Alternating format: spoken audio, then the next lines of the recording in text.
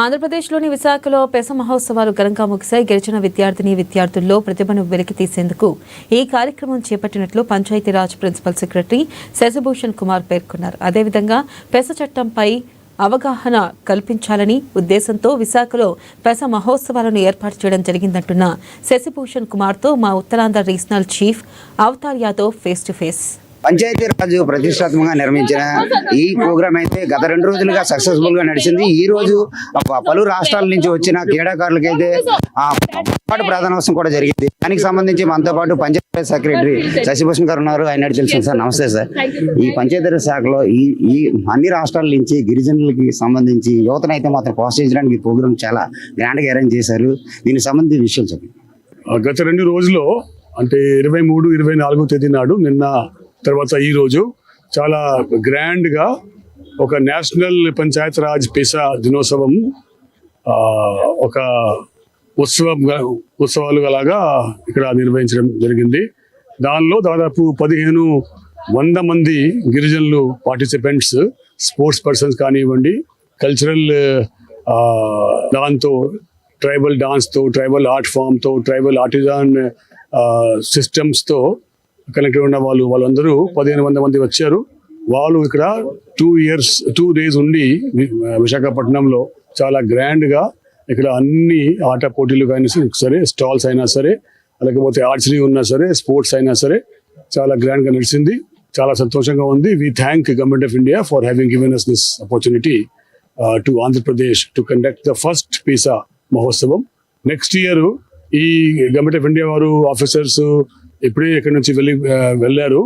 వారు ఇక్కడ ఏ విధంగా నిర్వహించారు విశాఖపట్నంలో దానికి పూర్తిగా చూసుకొని దాంతో ఒకసారి ఒక రకంగా స్ఫూర్తి పొంది ఈ సంవత్సరం నుంచి నెక్స్ట్ ఇయర్ నుంచి ఇటువంటి పెసా మహోత్సవము ఒక రెగ్యులర్ యాన్యువల్ ఫీచర్గా నిర్వహిస్తామని చెప్పి అనౌన్స్ చేశారు.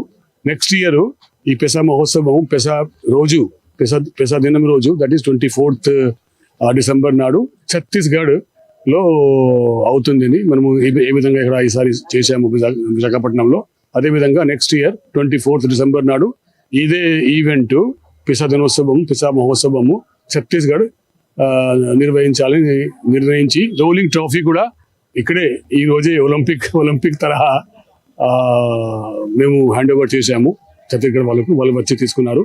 కాబట్టి ఇది చాలా సంతోషము. ఇది ఒక ట్రెండ్ సెటర్గా వాళ్ళు చెప్తున్నారు గవర్నమెంట్ ఆఫ్ ఇండియా వాళ్ళు. ఇది ఫస్ట్ కానీ దానికి ఉత్సాహం, దానికి ఒక రెస్పాన్స్ చూసి ఇది ఒక రెగ్యులర్ ఫీచర్గా మొత్తం కంట్రీలో నెక్స్ట్ ఇయర్ నుంచి నడుస్తుంది. దానిలో భారతదేశంలో 29 స్టేట్స్లో 10 స్టేట్స్లో ఎక్కువ ట్రైబల్స్ ఉన్నారు. ఆ 10 స్టేట్స్లో మన పెసా చట్టము వర్తిస్తుంది.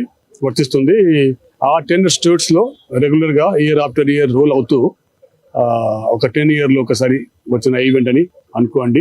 మా అదృష్టం, మాకు ఫస్ట్ పెసా మహోత్సవం వచ్చింది. మేము ఇక్కడ డిపార్ట్మెంట్ వారు అందరూ ఆఫీసర్స్, తర్వాత ఇప్పుడు లోకల్ డిస్ట్రిక్ట్ వాళ్ళు, ITDA వారు అందరూ సహకారంతో చాలా మంచిగా ఎటువంటి సంఘటన, ఎటువంటి బ్యాడ్ ఈవెంట్స్ లేకుండా చాలా మందితో మాట్లాడాము. మీరు చూస్తున్నారు.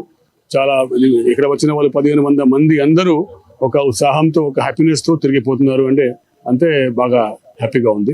I thank all of them. 10 tribal states నుంచి, అన్ని స్టేట్స్ నుంచి వచ్చారా సార్? అన్ని వచ్చారు.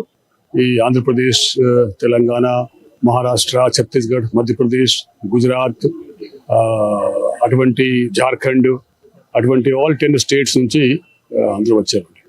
అది పెసా మొదటిసారి ఆంధ్రప్రదేశ్ లో జరగడం చాలా ఆనందం. అది మా ఆధ్వర్యంలో జరగడం చాలా సంతోషంగా ఉందని చెప్పారు.